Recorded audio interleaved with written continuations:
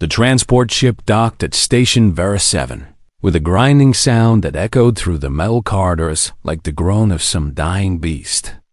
And drill instructor Corvin stood at the processing bay with his datapad clutched in his four-fingered hands, waiting for the new recruits to emerge from the decontamination chamber.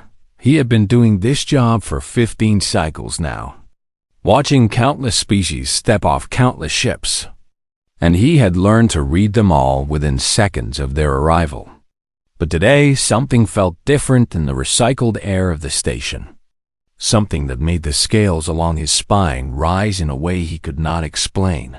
The decontamination doors hissed open, and the recruits began to file out one by one, their bodies still wet from the chemical wash that killed any foreign pathogens they might carry. And Corvin checked each one against his manifest with practiced efficiency.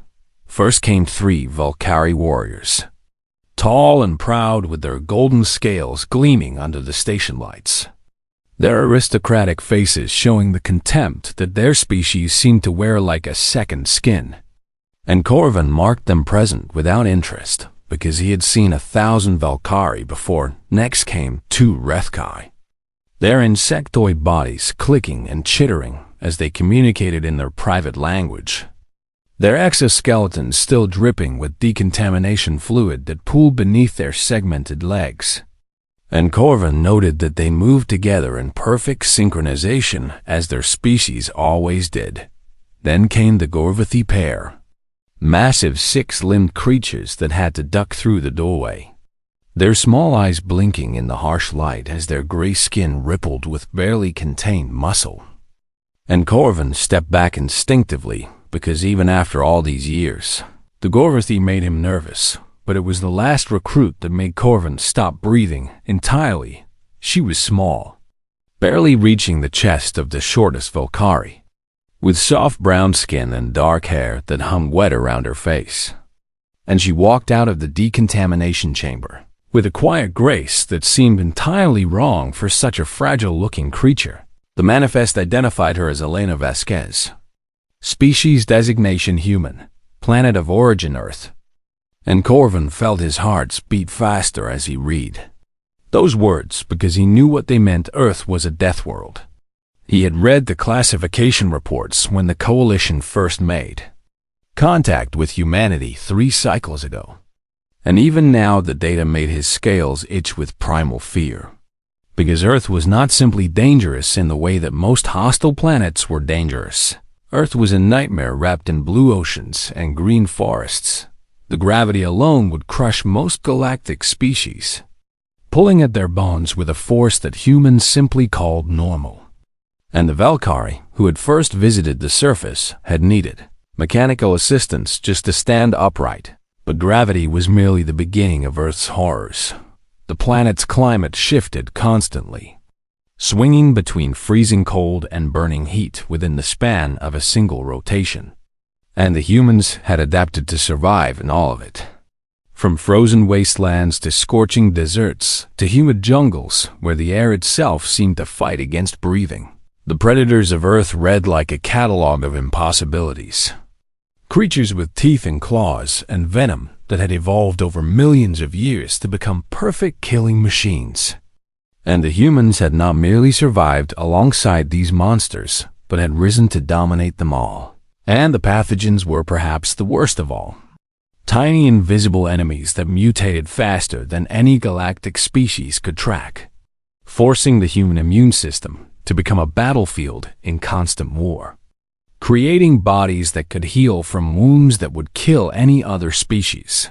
Elena Vasquez walked past Corvin without a second glance, her forward-facing eyes scanning the processing bay with an attention that he recognized from his years of training, because those were the eyes of a predator assessing new territory, cataloging threats and exits and resources with the unconscious efficiency of a species that had spent its entire existence fighting to survive.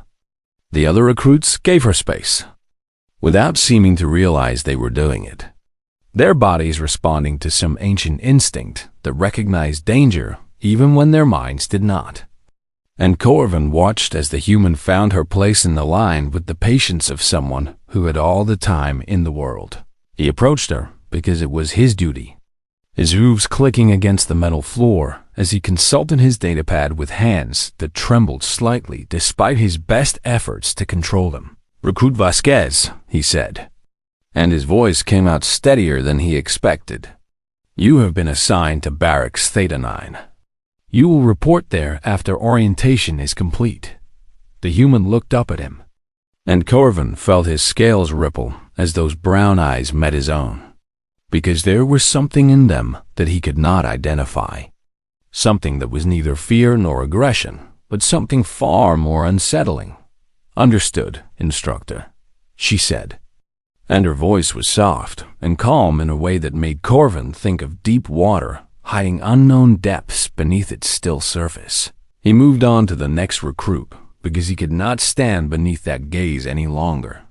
And as he walked away, he told himself that he was being foolish, that this human was small and young and alone in a station filled with species far larger and stronger than she could ever hope to be. But the feeling in his spine would not fade.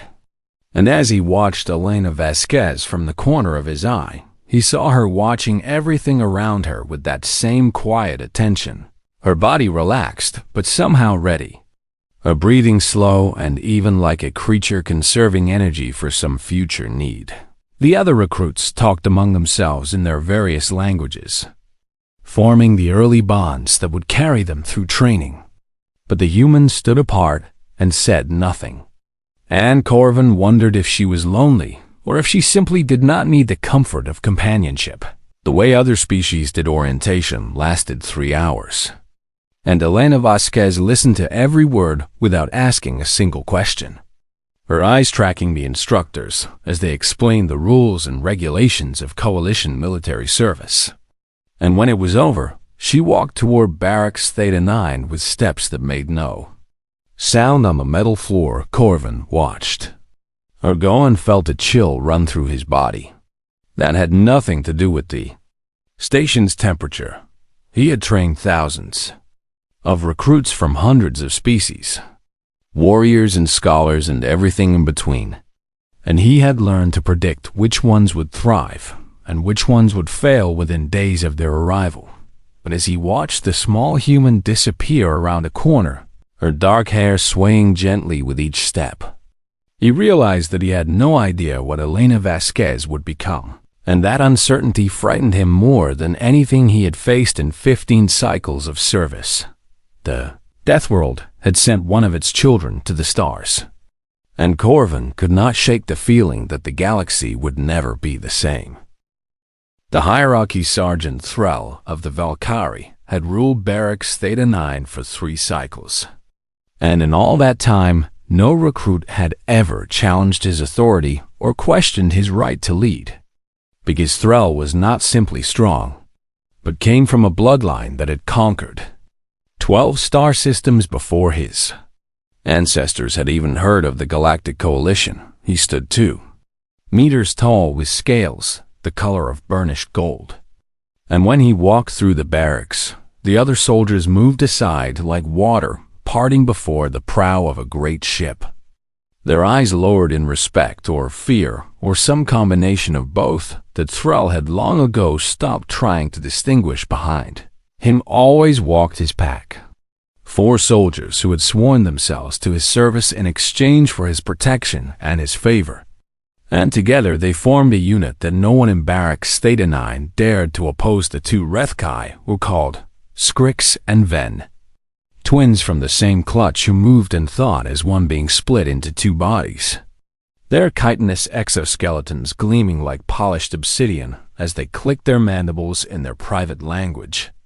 And their loyalty to Threll was absolute because he had saved them from a rival pack in their first cycle of training. The 2 Gorvathi were simply called First and Second because their real names were unpronounceable by any species that did not possess 3 separate vocal organs. And they served Threll not out of gratitude but out of the simple understanding that following a strong leader was easier than thinking for themselves together. The 5 of them had built something in Barracks Theta 9, a hierarchy that every new recruit learned to accept within days of their arrival. And the system was simple enough that even the dullest species could understand it. New recruits paid tribute, whether in rations or equipment or simple labor, and in exchange, the pack allowed them to exist in peace. And anyone who refused to accept their place in the hierarchy was taught the error of their ways through whatever means proved necessary. It was not cruelty. Thrall told himself, but merely the natural order of things. Because the galaxy was filled with predators and prey, and every species had to learn where they stood in that eternal arrangement. The human arrived on what Thrall would later remember as an ordinary day, walking into the barracks with a duffel bag over her shoulder and those strange forward-facing eyes. Scanning the room with an expression that he could not read, she was assigned the bunk nearest the waste facilities, which was tradition for all new recruits. And Thrall watched from across the room as she set down her bag and began to arrange her belongings with neat, efficient movements. Small first rumbled from beside him, his massive gray body blocking the light as he leaned closer to whisper. Soft-looking, easy to break. Thrall nodded but said nothing, because something about the human made him uneasy in a way he could not explain. And he had learned to trust his instincts over the long cycles of his military service. He sent Skrix to deliver the traditional greeting, watching as the Rethkai approached the human with clicking steps and explained the hierarchy of Barracks Theta 9 in his rasping voice. And Thrall waited for the fear response that always came when new recruits learned how things worked. But the human simply listened, her head tilted slightly to one side like a curious animal. And when Skrix finished speaking, she nodded once and said, "I understand," in a voice that carried no emotion at all. She did not argue or protest or plead. And Thrall found this absence of reaction more disturbing than any challenge would have been over. The following days he watched her carefully, looking for signs of weakness or strength that would tell him how to handle this strange new creature in his territory.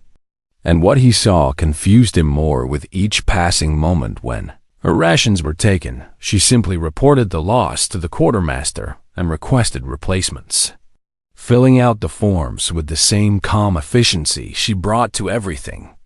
And she never once looked at the soldiers who had stolen from her with anything resembling anger or resentment.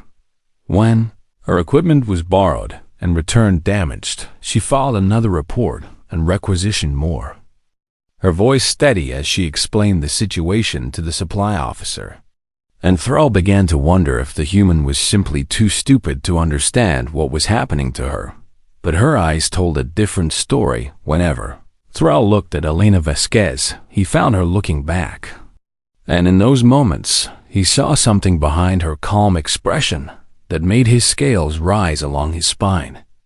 Something patient and watchful and utterly without fear. She never spoke more than necessary, never joined the social groups that formed among the other recruits, never complained about her treatment or sought allies who might protect her. And this isolation should have made her vulnerable, but instead it made her seem somehow dangerous. "She's weak," Second insisted during one of their nightly meetings, his small eyes blinking with frustration. "She does nothing when we take from her. She says nothing when we push her in the corridors. She is nothing but prey. Then why does she not act like prey?" Ven clicked. And even the Rethkai seemed troubled by the human's behavior. Thrall had no answer. And this lack of understanding gnawed at him like a wound that would not heal. He began to notice other things about the human, small details that he had missed in his initial assessment, like the way she moved through the barracks with steps that made almost no sound on the metal floor, or the way she always positioned herself with her back to a wall and her eyes on the nearest exit. She exercised alone in the training room during off hours. And Thrall watched through the observation window one night as she performed movements he did not recognize, her body flowing from stance to stance with a grace that seemed almost liquid. And he realized with a start that he was watching her practice killing not fighting, not sparring, but killing, because every movement she made ended at a vital point, a throat or a joint or a nerve cluster.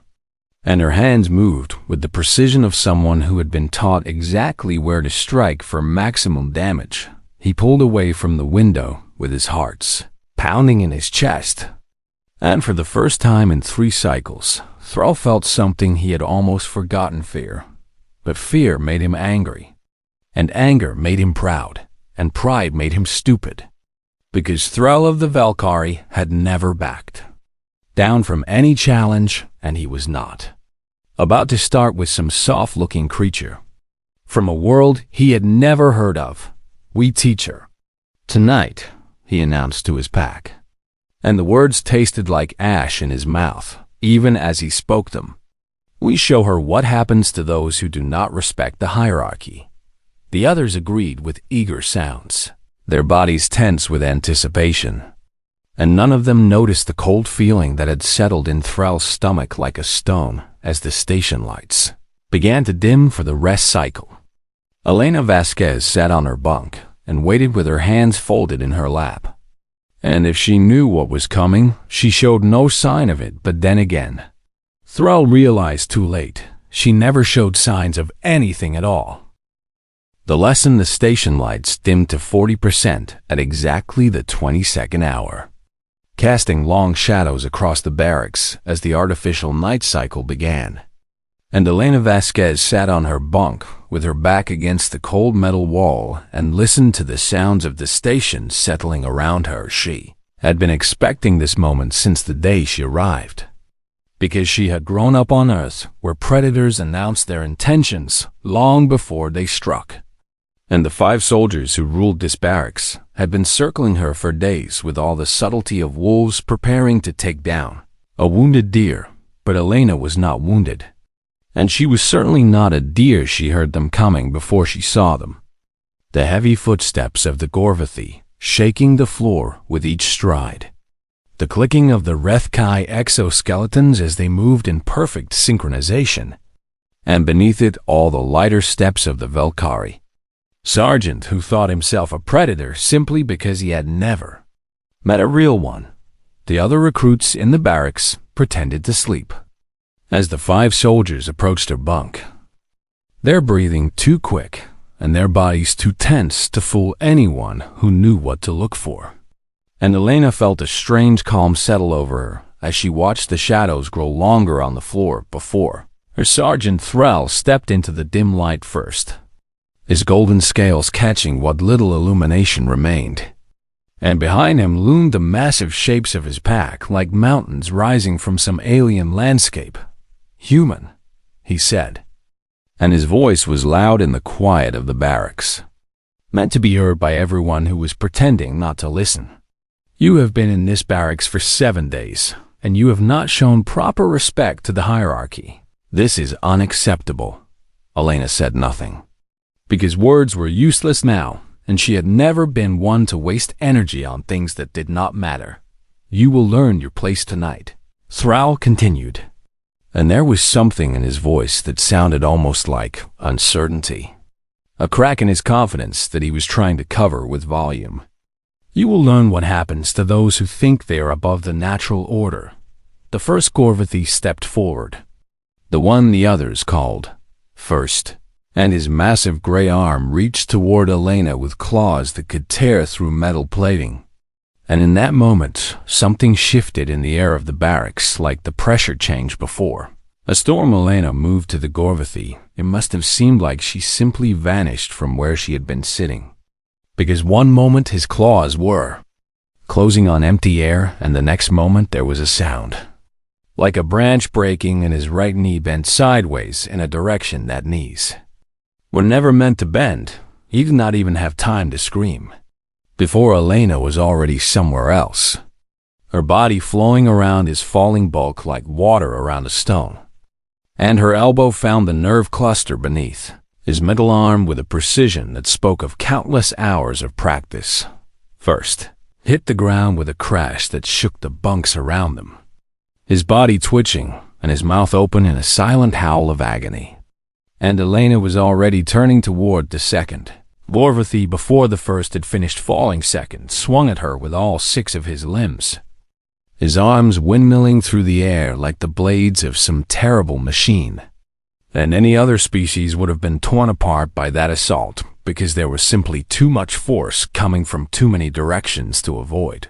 But Elena did not try to avoid. She stepped inside his reach, so close that his longest arm swung past her without touching, and her fingers found his eyes with a jab that left him screaming and clutching at his face as she rolled past him and came up facing the two. Rethkaskrix and Ven moved together as they always did, their chitinous bodies clicking in unison as they spread apart to flank her, and their exoskeletons gleamed like armor in the dim light as they prepared to crush her between them. They were fast, faster than the Gorvathy, and their coordination was perfect after a lifetime of moving as one.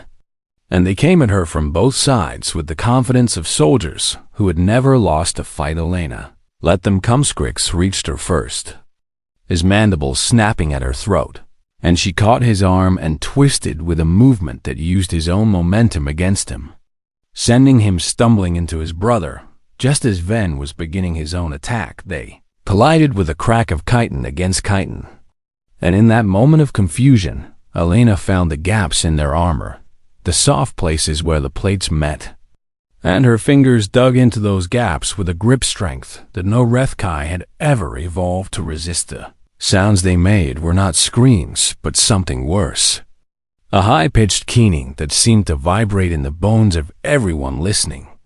And when Elena released them, they fell to the floor in a tangle of limbs that no longer responded to their commands. Thrall ran. He turned and fled toward the barracks door with a speed that his species rarely displayed, his golden scales flashing in the dim light as he abandoned his pack without a backward glance. And Elena watched him go for exactly 2 heartbeats before she followed. She caught him in the corridor outside, her hand closing on his shoulder and spinning him around with a force that slammed his back against the metal wall. And for the first time since she arrived at Station Vareth 7, Elena Vasquez let her expression change. Thrall saw his death in her eyes. Not anger, not hatred, not even satisfaction, but something far more terrifying. The calm certainty of a predator that had caught its prey and was simply deciding how to finish the hunt. "Please," he whispered. And the word came out broken and strange from a throat that had never begged for anything in his life. Elena tilted her head, considering him with those forward-facing eyes that now seemed to glow in the dim light of the corridor. And when she spoke, her voice was soft and even like she was discussing the weather on some distant world. "You wanted to teach me a lesson," she said, and her grip on his shoulder tightened until his scales began to crack. "So let me teach you one instead." What followed was not a fight, because Thrall had stopped fighting the moment he looked into her eyes. And it was not murder, because Elena was precise about what she did and did not do. But when station security found him 20 minutes later, he was curled in a ball on the floor, making sounds that no translator could parse. His arms were bent at angles that his species had never evolved to achieve, and his scales were torn in patterns that suggested claws far sharper than any human possessed. And his eyes were open, but seeing nothing at all. Elena sat against the opposite wall with her legs crossed and her hands folded in her lap. And the only mark on her was a small cut on her forehead where one of the Rethkai had grazed her with a mandible. "They fell," she said when security asked what happened. "I defended myself." The security officer looked at the 5 soldiers scattered through the barracks and the corridor, all of them alive but none of them conscious. And he looked at the small human sitting calmly against the wall, and he found that he had no words to describe what he was feeling. So he simply nodded and called for medical assistance, and tried not to meet Elena's eyes as he did so, because in those eyes he saw something that his species had forgotten long ago.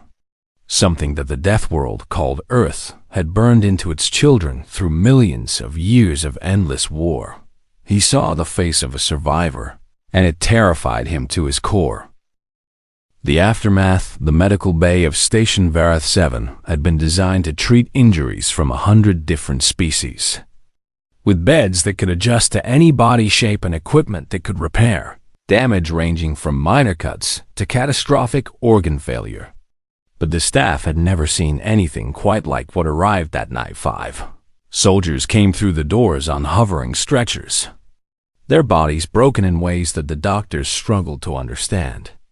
And behind them walked a single human with a cut on her forehead and a calm expression that never wavered. Chief Medical Officer Vren had served in 3 different wars and had treated wounds from every weapon known to the Coalition. But as she examined the 5 soldiers, she found herself confused by what she was seeing.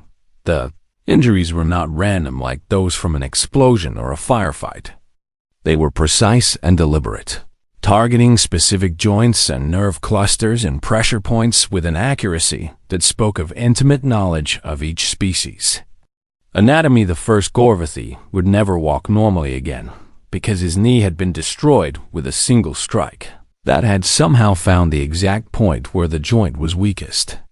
And the second Gorvathi had lost the use of 3 of his arms because the nerve clusters that controlled them had been crushed with what appeared to be bare hands. The 2 Rethkai were perhaps the worst cases because someone had found the gaps in their exoskeletons, the tiny spaces between the chitinous plates where their soft internal bodies were vulnerable, and had driven fingers into those gaps with enough force to cause massive internal damage. And the Valkyrie sergeant was a study in controlled violence.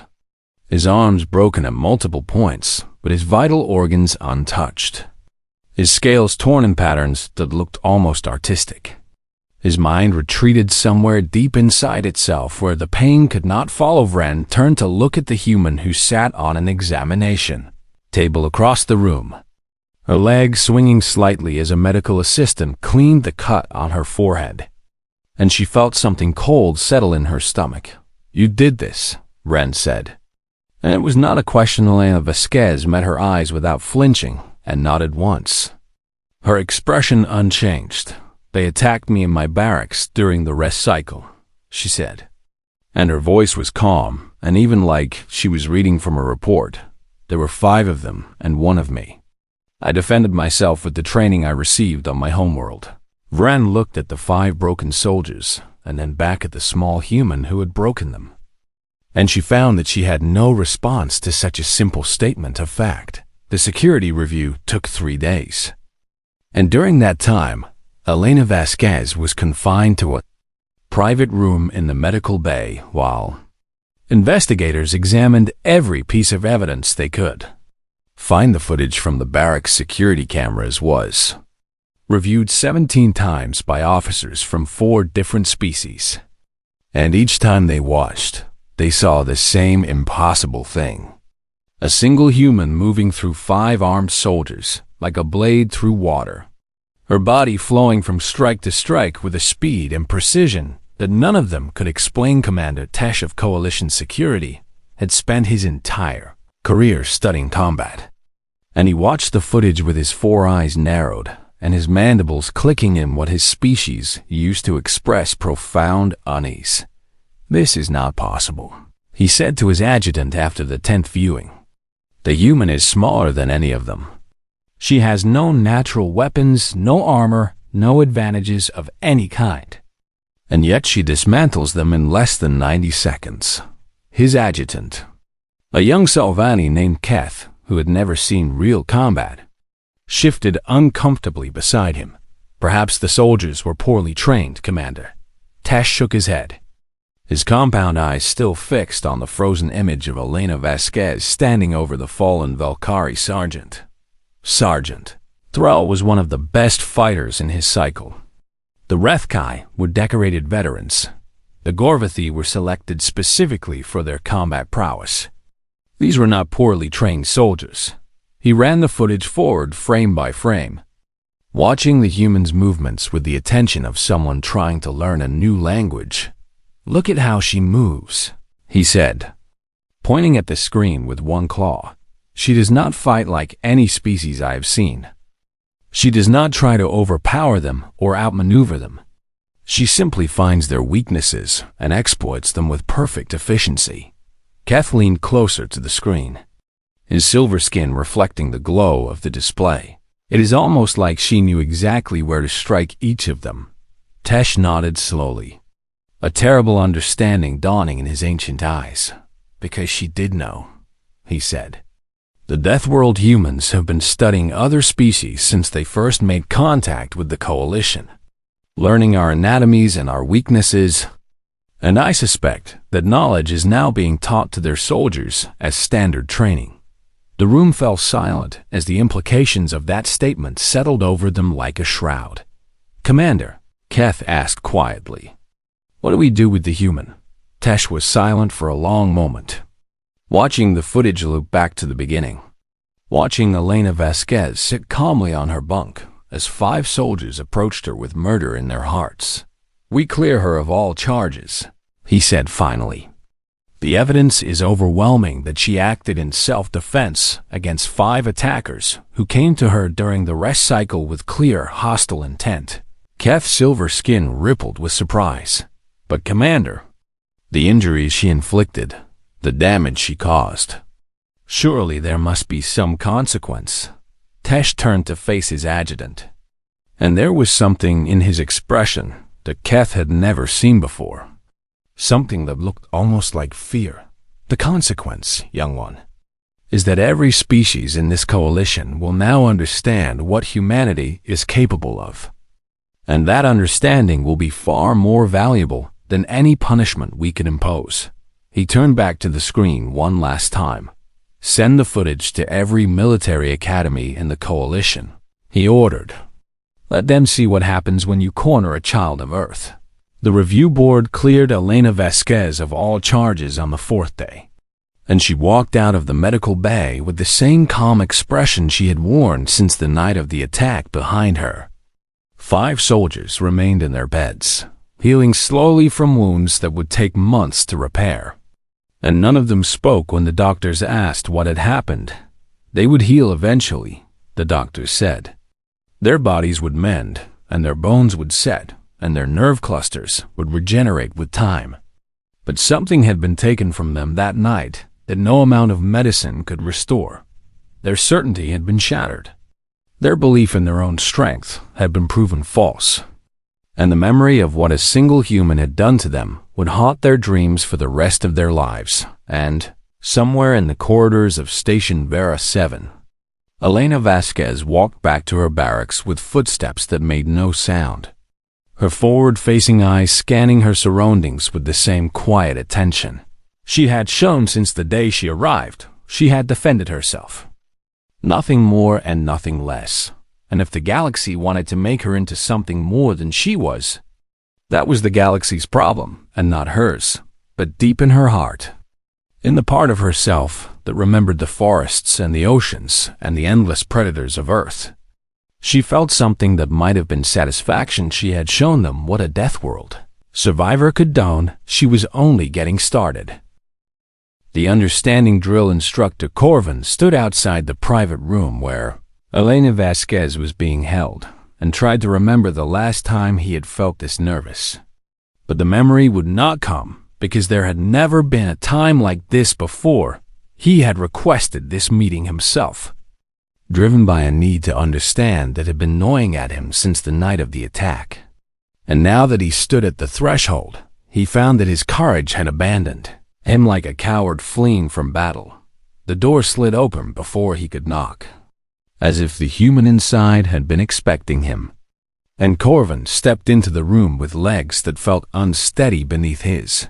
Elena Vasquez sat on the edge of her bed with her hands folded in her lap, her dark hair hanging loose around her face, and her brown eyes watching him with that same quiet attention that had unsettled him from the first moment he saw her.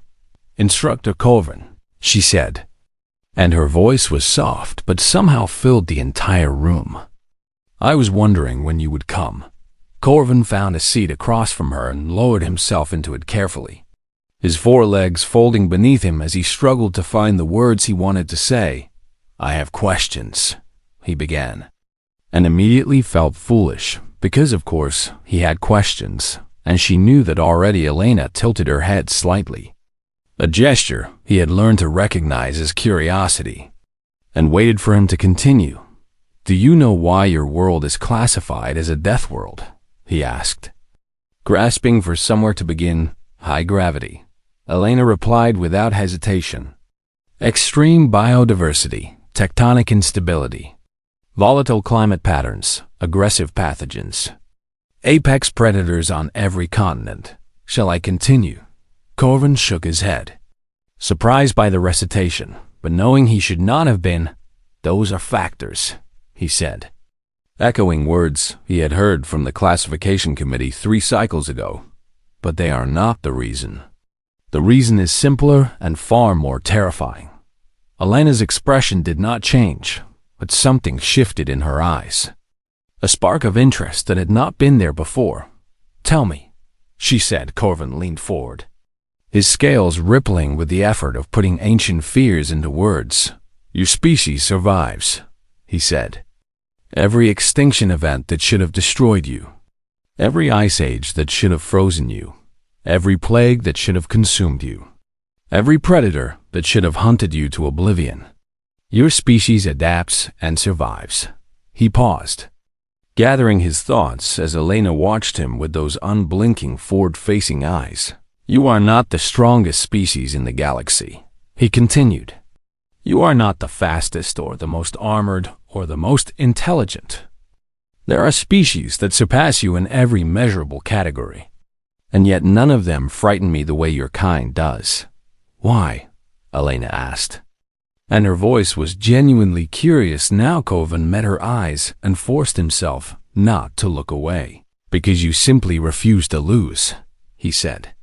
Other species evolve to fill specific niches in their environments, to become perfectly adapted to a single way of life. But your species evolved to survive everything, to adapt to any challenge, to find a way forward when every path seems blocked. He reached into his pocket and pulled out a datapad, calling up a file that he had been studying for days. I researched your history after the attack, he said. I read about your wars and your disasters and your struggles. And what I found terrified me more than any enemy I have ever faced. Elena said nothing, but her eyes dropped to the datapad in his hands. Your species has faced extinction level events 17 times in your recorded history, Corvin said. Plagues that killed half your population, wars that destroyed entire civilizations, climate changes that should have ended your dominance. And every single time you found a way to survive. He set the datapad down between them. The Coalition accepted Earth's application for membership for one reason and one reason only, he said. We have many soldiers who can win battles.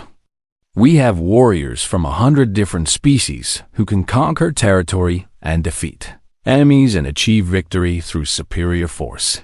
He leaned back in his seat and looked at her with new eyes, seeing not a small soft creature but something far more dangerous. What we lack, he said quietly, are soldiers who simply refuse to lose, who will find a way to survive when survival is impossible, who will adapt and overcome when every advantage has been stripped away. Elena was silent for a long moment, her eyes distant as if she was seeing something far beyond the walls of this small room. My grandmother survived a war that killed 60 million people, she said finally. My father survived a disease that killed 1 in every 3 people it touched. My mother survived an earthquake that destroyed the city where she was born. And they all raised me to understand one simple truth. She looked at Corvin with eyes that burned with something ancient and terrible. Survival is not something that happens to you, she said. It is something you do, something you fight for, something you claw back from the universe with your bare hands even when the universe is trying its best to kill you. Corvin nodded slowly, understanding settling over him like a weight. The 5 soldiers who attacked you, he said. They did not understand what they were facing. No, Elena agreed. They saw a small creature from an unknown world, and they assumed that small meant weak. They never considered that my world creates its children by throwing them into the fire. And seeing who crawls out, she stood and walked to the window that looked out over the station, her reflection ghosting across the stars beyond. I did not want to hurt them, she said. And for the first time, Corvin heard something that might have been regret in her voice. But they gave me no choice, and when a child of Earth has no choice, she falls back on the instincts that kept our ancestors alive through millions of years of predation. The door chimed and slid open, revealing a security officer who informed them that the review board had reached their decision. Elena Vasquez was cleared of all charges. Self-defense in response to overwhelming hostile force. And she was free to return to her training. She walked back to Barracks Theta 9 with Corvin beside her. And when they arrived, she found that her belongings had been moved from the bunk nearest the waste facilities to the bunk nearest the door. The leader's bunk, the position of honor that Sergeant Thrall had claimed for himself 3 cycles ago. None of the other recruits would meet her eyes. But none of them objected either, and Elena settled into her new bunk with the same quiet efficiency. She brought to everything. Corvin stood in the doorway for a moment, watching her arrange her belongings with hands that had broken 5 soldiers in 90 seconds. And he felt the last of his fear transform into something else entirely. Respect. Recruit Vasquez, he said. And she looked up at him with those calm brown eyes. Graduate well. The Coalition needs soldiers like you. Elena nodded once. A gesture that contained no arrogance or pride, but simply acknowledgement of a truth that both of them understood 16 cycles later. Elena Vasquez graduated at the top of her class with commendations from every instructor who had trained her. And the footage of her first night in barracks, Theta 9, had been viewed by military officers on every world in the Coalition. The 5 soldiers who had surrounded her that night eventually recovered from their physical injuries. But none of them ever returned to active duty, and when asked about what had happened, they refused to speak at all. Elena went on to serve in 7 different campaigns across 3 sectors of Coalition space. And in every battle she fought, she demonstrated the same terrifying combination of precision and adaptability that she had shown in that barracks so long ago. She became a legend among the species of the Coalition. Not because she was the strongest, or the fastest, or the most heavily armed, but because she simply refused to lose. Because she found a way to survive and triumph when every advantage had been stripped away, and when young officers asked the veterans about her, they were told the same story every time. The story of 5 soldiers who surrounded a Deathworld recruit in a darkened barracks and learned too late what humanity truly was. None of them walked away, but Elena Vasquez walked on, carrying the legacy of her world into the stars, proving with every step that the Deathworld called Earth had forged something remarkable in its endless crucible survival. Galaxy had learned to remember her name, and it would never forget.